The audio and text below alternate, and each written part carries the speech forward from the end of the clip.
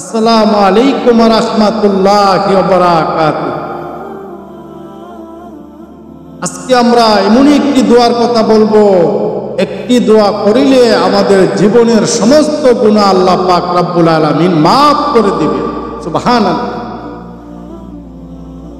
আল্লাহ পাক রব্বুল আলামিন আমরা যদি একটি দোয়া করতে পারি, আল্লাহ পাক রব্বুল আলামিন আমাদের সমস্ত গুনাহ মাফ করে দিবেন। বলেন যে ভাই কোন দোয়া আমরা করব? আমি বলবো আপনারা এই আমল করবেন। আল্লাহর হাবিব সাল্লাল্লাহু আলাইহি ওয়াসাল্লাম ইরশাদ করেছেন, সেটা আমার কোনো কথা নয়।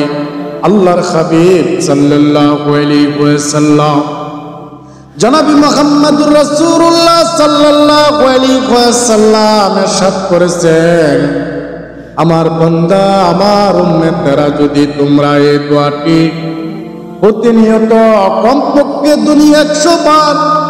দৈনিক 100 বার যদি আমরা এই দোয়াটি করতে পারি, মহান আল্লাহ রাব্বুল আলামিন আমাদের সমস্ত গুনাহ মাফ করে দিবে। দোয়াটি হলো,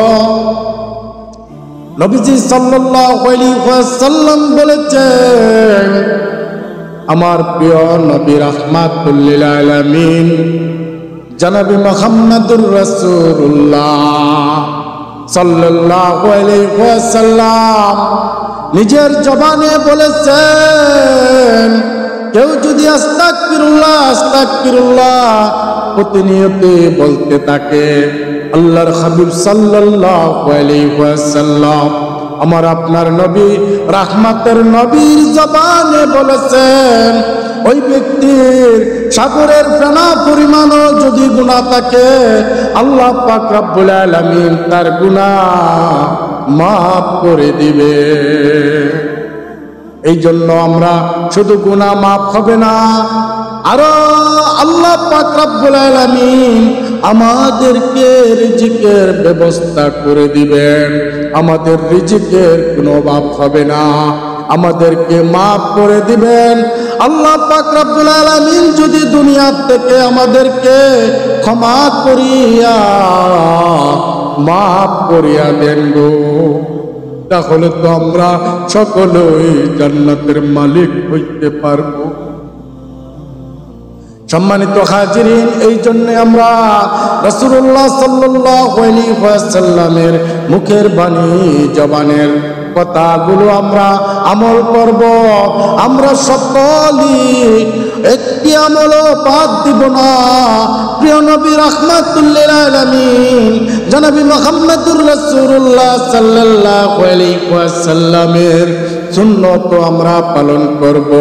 কারণ আমার আপনার নবী রাহমাতের নবী, দয়ার নবী, যেই নবীর খাতিরে আমাকে আপনাকে বানাইছেন, যেই নবীর খাতিরে দুনিয়ার কুল কায়নাত সৃষ্টি করেছেন, মহান আল্লাহ রাব্বুল আলামিন হাবিবকে ভালোবেসে, বন্ধুকে ভালোবেসে তামাম দুনিয়ার সব কিছু বানাইছে।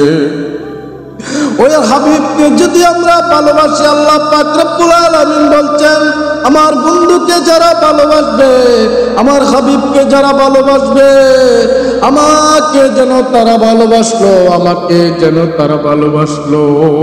এই জন্য প্রিয় নবী রাহমাতুল লিল আলামিনের ভালোবাসার মাধ্যমে আল্লাহকে পাওয়া যাবে।